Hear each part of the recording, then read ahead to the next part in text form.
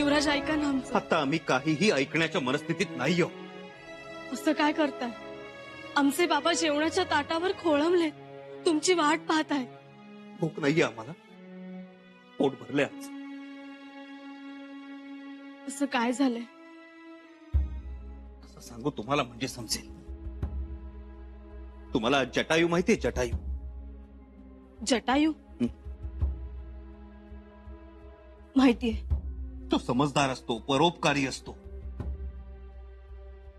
नियती त्याचेच पंख छाटते. युवराज, तसेच आता आज आमचे पंख छाटण्याचा प्रयत्न झाला. खूप खूप विरोध केला त्याला. मातोश्री म्हणाले आम्हाला, तुमचा आवाज खूप चढला होता.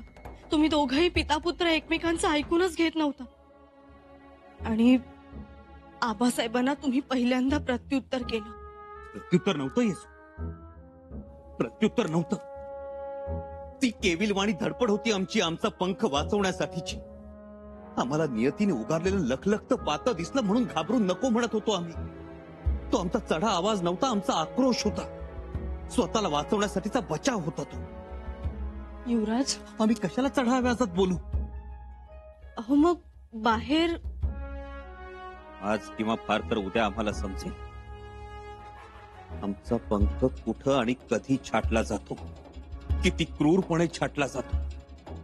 आणि जर तो छाटला गेलाच तर आमचा आभाळ आम्हाला पारखं होईल. आमची बेभान झेप नामशेष होईल. आमचा आनंदाचा कौल फुटेल, आमचा टौल संपेल. आणि फक्त खुरडणं आमच्या नशिबी उरेल.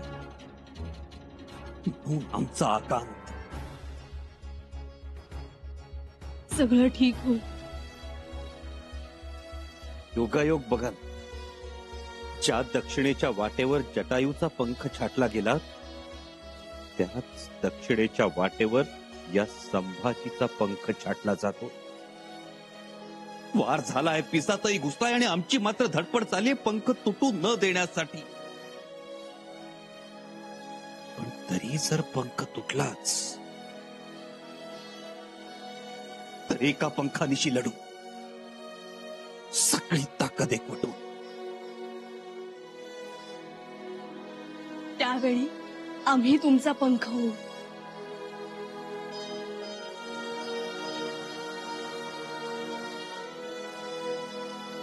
या आपण, आम्हाला एकट्याला राहू द्या. बरं, इथे शंभूराजे बसतील, इथे महाराज बसतील आणि महाराजांच्या उजवीकडे पिलाजीराव बसतील. हो, ते बरं आहे. महाराजांच्या उजवीला बसण्याचा मान त्यांचाच. परंतु अजून महाराज कसे आले नाही? सुनबाईंचे बाबा जेवायला थांबलेत, एवढा तरी निरोप त्यांना गेलाय ना? हो, त्यांना याची कल्पना आहे. नाही म्हणजे पाहुणे यायच्या आत ते आले तर बरं होईल.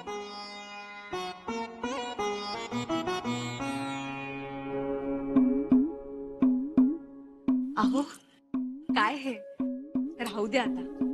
आपल्यात हे सोपस्कार संपलेत. या.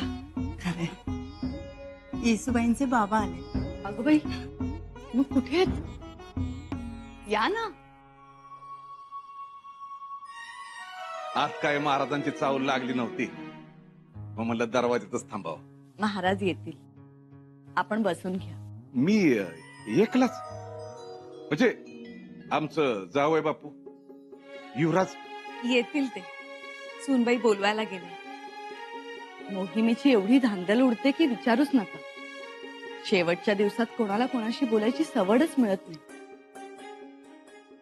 आताही तेच, निघण्या अगोदरची खलबत, मसलती, कोणी काय करायचं कोणी नाही, सगळं अगदी आखून देतात महाराज बैजवार, आणि मग बाहेर पडतात. तर अहो त्याच्याशिवाय काही करतो तो असा रायगड उभा राहतोय. हो ना, परंतु तुम्हाला तात्कळत राहावं लागतंय याचं वाईट वाटतंय आम्हाला. नाही नाही, आमचं काही नाही. अहो आम्ही इथं आलो, लेकीचं हसरं तोंड बघितलं तवाच माझं तर पोट भरलं बघा. सुनबाई म्हणजे विचारू नका, रायगडावरचा मेरुमणीच आहे तो. खरंच. अहो येसूबाईंचे बाबा अगदी एवढे खुश झालेत लेकीच्या कौतुकाने आल्यापासनं की काही विचारू नका. म्हणताय लेकीच्या चेहऱ्यावरचं मनमुराद हसणं हीच पुरणपोळी. म्हणे लेकीच्या चेहऱ्यावरचं समाधान म्हणजेच बोटवं शेवया आणि लेकीच्या चेहऱ्यावरचं तेज ते तर जणू सुग्रास भोजन. आणि मग मला सांगा, ही एवढं सगळं असल्यावर मुळात भूक लागलच कशा पाहिजे? तेही खरंच. हो ना.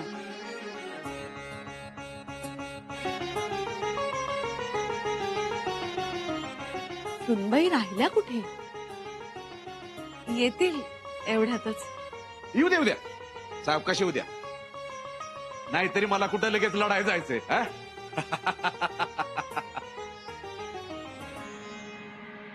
द्या टाळी. विजयाची पताका आपल्या बाजूनेच फडकली असणार. मला अजूनही खरं वाटत नाहीये. शंभूराजे नाराजीनं निघून गेले म्हणजे महाराजांनी खरंच त्यांचा निर्णय आपल्या बाजूने सुनावला. अहो, मी म्हटलं होतं ना तुम्हाला, छत्रपतींना काही कठीण असं नाही. अहो, त्यांचा आदेश हा चिक्के कट्यारीहून फार मोठा आहे, तिथे तडजोड नाही.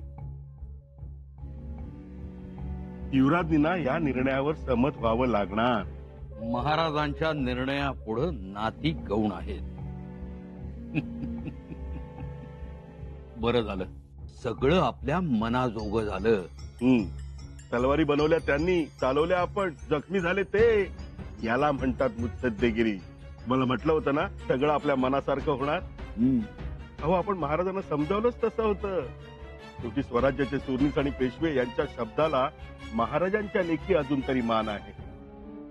चला, निर्धास्त राहा. या अनाजी पंताने पायाने मारलेल्या गाठी भल्या भल्यांना हाताने सोडवता येत नाहीत.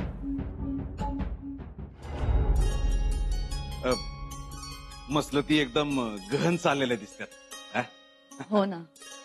नाही, तिला आलंच लक्षात, तेव्हा गडबडी होणारच. नाही म्हणजे आता फौजाही निघतीलच ना. त्याचं कसं झालंय की समधी आल्यात लढायला आणि आम्ही आलोय पाहुणचार घ्यायला. त्यामुळं तुम्हाला आम्हाला थांबा बी म्हणता येईना आणि जा बी म्हणता येईना. हो, असं काय म्हणता? स्वराज्यासाठी तुम्ही लढाया केल्या नाहीत का? ते आहे म्हणा, पर आता आमचं काय झालंय की आम्ही आता आलो होतो जावई बापूंना निरोप द्यायला. आता म्हणलं लय दिस नजर पडणार नाहीत, तेव्हा भेटून यावं. पर इथं आल्यावर कळलं की त्यांचं जानच रहित झालंय. धाकट्याबाई साहेब, जी, सुनबाई कुठे अडकल्यात ते आम्ही बघून येतो. आलोच आम्ही. गडबड करू नका, सावकाशीनं होऊ द्या. जी.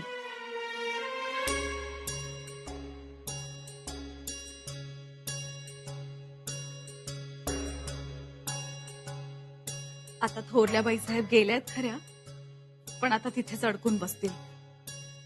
जो जाईल त्याला महाराज काम लावतात. आणि आता मोहिमेच्या वेळी सगळ्यांनाच धावावं लागतं, राबावं लागतं.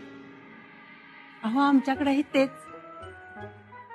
आता दक्षिण मोहिमेच्या वेळेस शृंगारपुरातनं 4-5 हजार फौजा पाठवायच्या होत्या.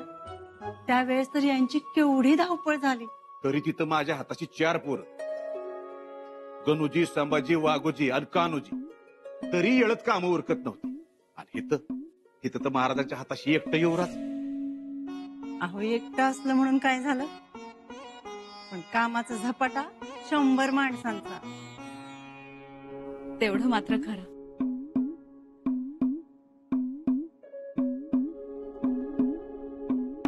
बराच वेळ झाला, अजून आले कसं नाही? अहो, असू द्या, नका काळजी करू, येतील. येतील हो, पण वेळेत आले तर कसं बरं होईल. राणीसाहेब, नका काळजी करू. मी कुणी काय परका आहे का?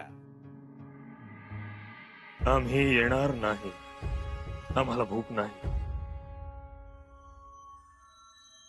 पाहुणे जेवायला बसले, वाट पाहतायत आपली.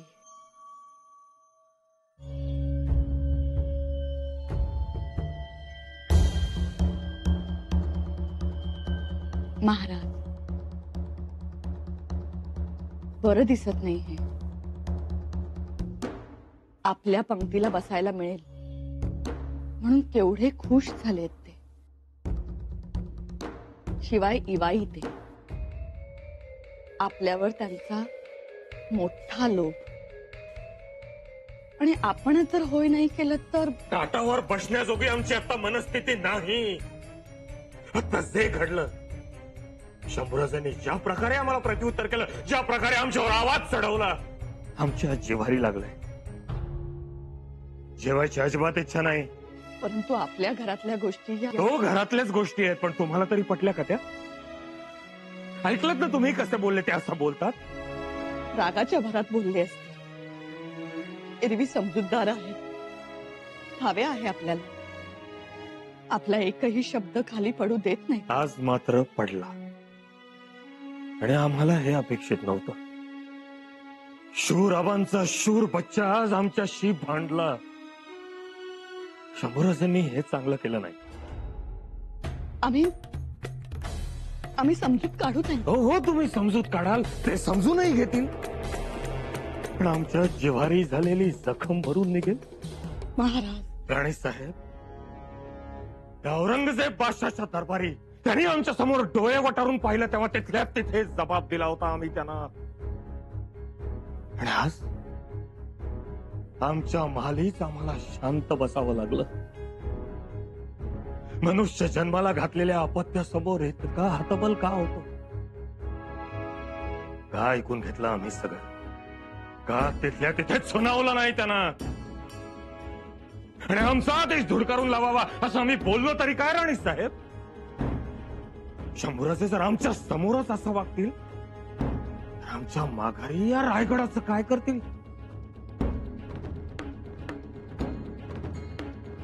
महाराज, आपण हा विचार जेवणानंतरही करू शकतो. आम्हाला आग्रह धरून नका.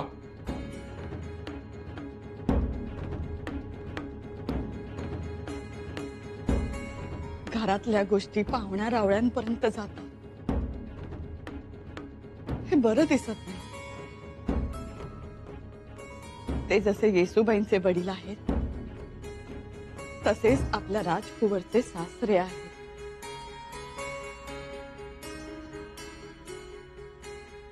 अनाहूतपणे त्यांचा अवमान होऊ नये एवढीच विनंती.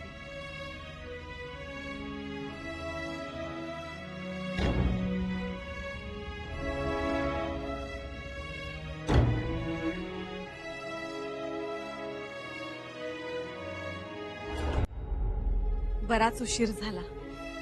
थोरल्याबाई साहेब गेल्या, त्याही तिथेच अडकल्या. आल्या.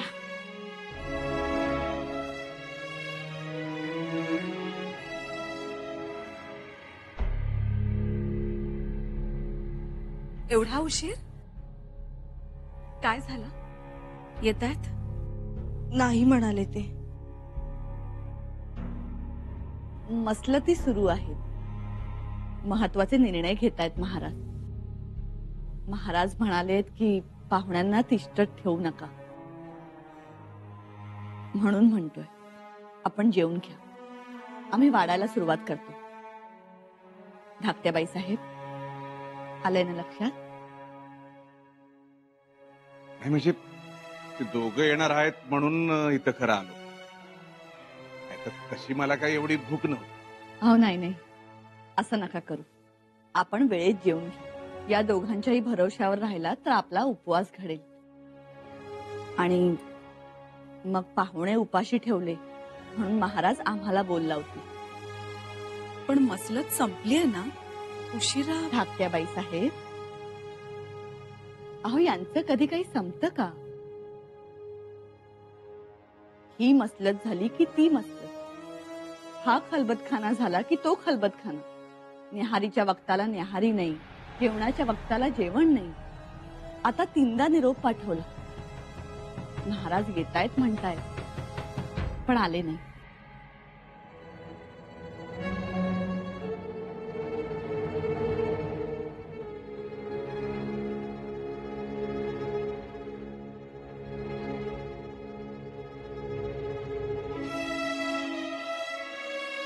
असू दे. आत्ताच राणे साहेब म्हणत होते की तुम्हाला यायला जमणार नाही म्हणून, आणि तुम्ही तर आलाय. कसं आहे पिलाजीराव, लोकांना जे वाटतं तसंच आम्ही वागावं असं नाही. म्हणजे आमच्या मनात आलं आम्ही आलो, आणि तुमचं म्हणणं बरोबर आहे. आम्हीच राणे साहेबांना सांगितलं होतं आम्ही येणार नाही म्हणून. हो ना, मातोश्रींनी सुद्धा हेच सांगितलं इथे. आणि आता बघा आम्ही इथे हजर.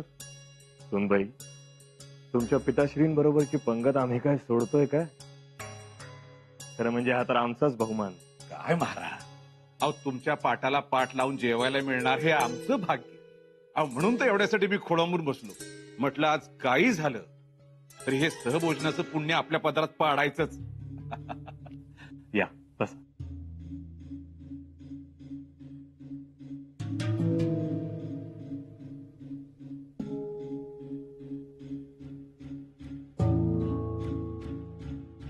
बरं, आज स्नेहभोजन आमच्या एकट्या बरोबरच? जावई बापू कुठे आहेत तुमचे? त्यांच्या काहीतरी मसलती चालू आहेत ना. मसलत तर चालू राहणारच.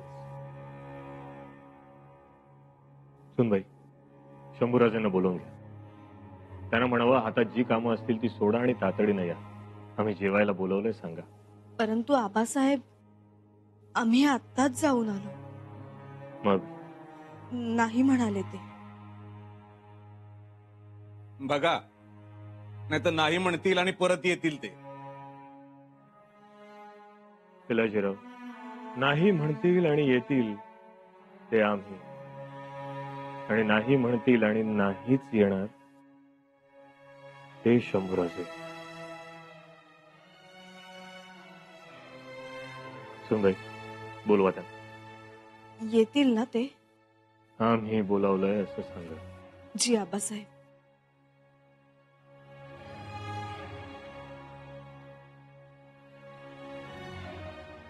राणे साहेब, जेवण वाढायला सुरुवात करा.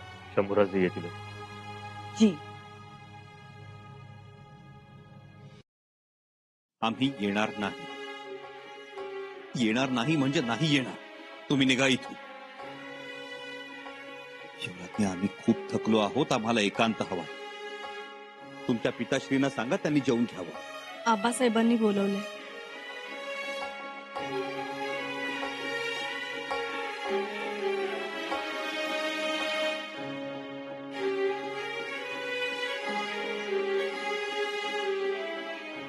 शृंगारपूरची परिस्थिती काय म्हणते? आपला आशीर्वाद आहे महाराज. सागरी किनाऱ्यावरून अजूनही हल्ले होतात, बरोबर? हा, पण तरी त्यासने आता सिंधुदुर्गाचा चांगलाच धाक बसलाय.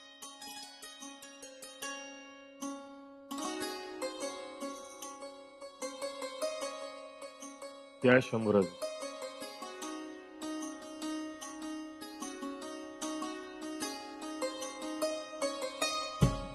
जेवताना असले सोपस्कार नको. शंभूराजे, बसा. सुरू करा.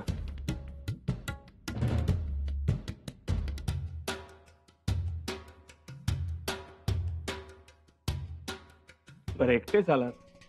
मुलाबाळांनाही घेऊन यायचं होतं. आलो लग बघीन.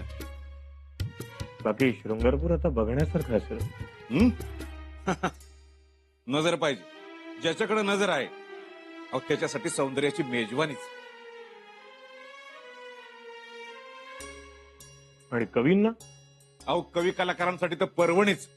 खास करून जर हाडाचा कवी असला तर त्याला चिपटभर शाही पुरायची नाही काव्य लिहायला. त्यात अलकनंदा आणि वरुणा नदींची सांगड.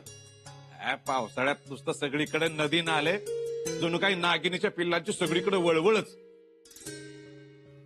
युवराजांना म्हटलं होतं त्याला, पण त्यांना येळ नाही म्हणाले. रायगडावर लय काम आहेत म्हणले. हे काय, सासरवाडीचं नाव काढलं आणि जावई बापूंनी हाता काढता घेतला. यायचं नसलं तर नका येऊ, पण जेवण थांबवू नका.